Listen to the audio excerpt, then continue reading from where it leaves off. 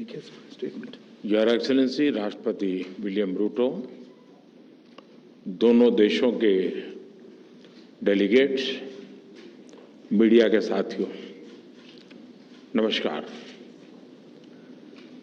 राष्ट्रपति रूटो और उनके डेलीगेशन का भारत में स्वागत करते हुए मुझे बहुत प्रसन्नता हो रही है। मुझे खुशी है कि अफ्रीकन यूनियन के G20 में शामिल होने के कुछ समय बाद उनकी ये यात्रा हो रही है। भारत की विदेश नीति में अफ्रीका को हमेशा उच्च प्राथमिकता का स्थान दिया गया है। पिछले लगभग एक दशक में हमने मिशन मोड में अफ्रीका के साथ अपना सहयोग बढ़ाया है। मुझे विश्वास है कि राष्ट्रपति रूटो की यात्रा से हमारे द्विपक्षीय संबंधों के साथ साथ पूरे अफ्रीका महाद्वीप के साथ हमारे एंगेजमेंट को नया बल मिलेगा। फ्रेंड्स, इस वर्ष हम भारत और केन्या के डिप्लोमेटिक रिलेशंस की 60वीं वर्षगांठ मना रहे हैं, किंतु हमारे संबंधों का हजारों वर्ष पुराना इतिहास है।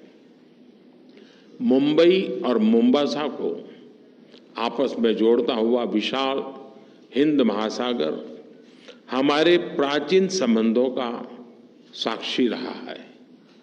इस मजबूत नींव पर हम सदियों से साथ मिलकर आगे बढ़ते रहे हैं। पिछली सदी में हमने मिलकर उपनिवेशवाद का विरोध किया। भारत और केन्या ऐसे देश हैं जिनका अतीत भी साझा है और भविष्य भी। फ्रेंड्स, एक प्रगतिशील भविष्य की नींव रखते हुए आज हमने सभी क्षेत्रों में अपना सहयोग सुदृढ़ करने पर विचार किया और कई नए इनिशिएटिव्स की पहचान भी की।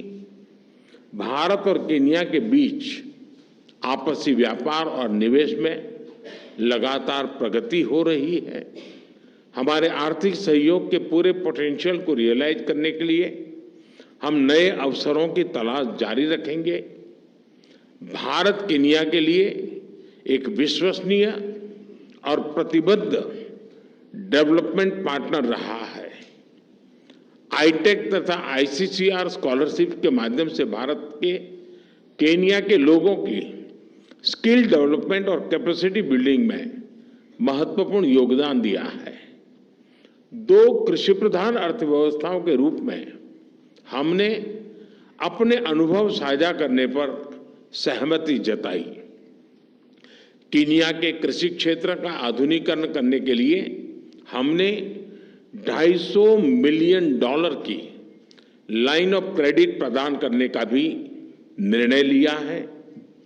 आधुनिक समय की जरूरतों के अनुसार हम टेक्नोलॉजी और इनोवेशन में अपना सहयोग बढ़ा रहे हैं।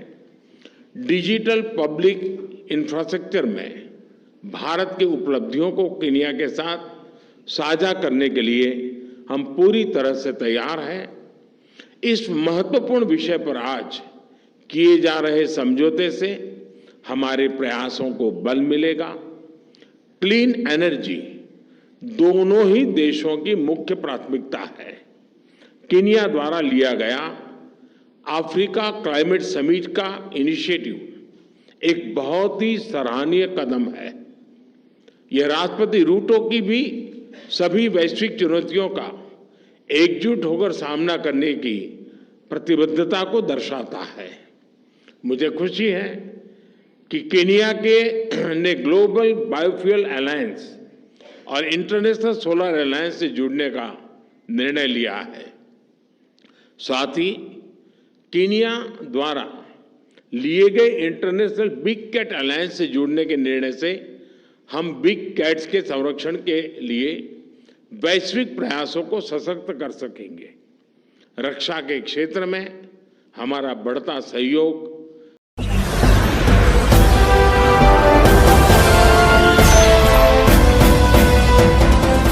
आप देख रहे हैं लाइव न्यूज 99 टीवी9 राष्ट्र सबसे पहले।